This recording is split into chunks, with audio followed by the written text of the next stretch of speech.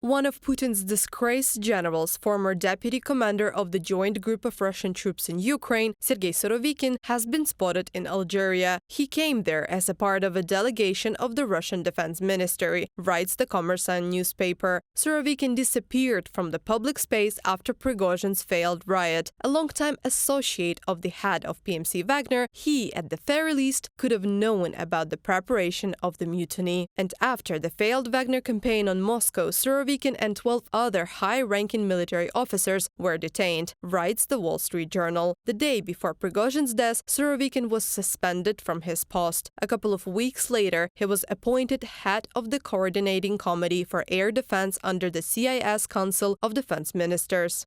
Most dictators use some type of violent coercion to stay in power. They may intimidate the opposition, the population, and even their associates to stay in office. But this means that the people the dictator gives the power to intimidate can in turn become a threat to himself. Austin Matthews, assistant professor at East Carolina University, in an interview with Medusa.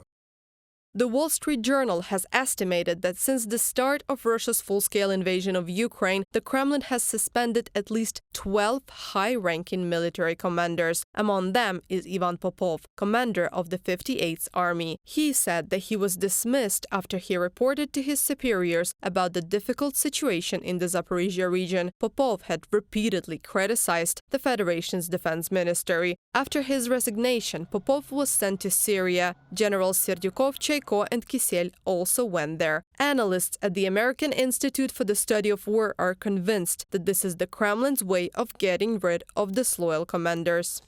The Russian armed forces demonstrated that they are in many ways a reflection of the Russian state, kleptocratic, incompetent, and built on a sort of Potemkin village, with a front which hides all sorts of rubbish behind it. Richard Shirev, Deputy Supreme Allied Commander Europe from 2011 to 2014, in an interview with Liga.net.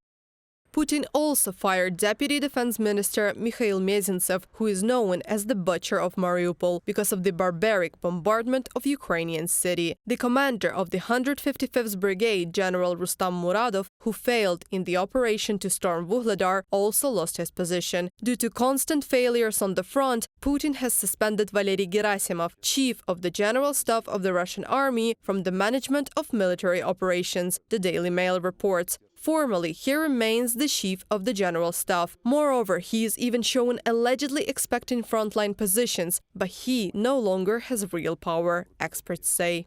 He failed in the transformation of the Russian military over the last decade. Clearly, that modernization has not worked. He failed in the initial planning and advice to President Putin for the 2022 invasion. He failed in the initial mobilization efforts in September 2022. It was a disaster. He failed in the 2023 offense that he conducted, and he's failed in managing the relationships with his key generals or private military companies. He has allowed his troops to commit the most appalling atrocities against the Ukrainian people. Mick Ryan, military expert, in an interview with Liga.net.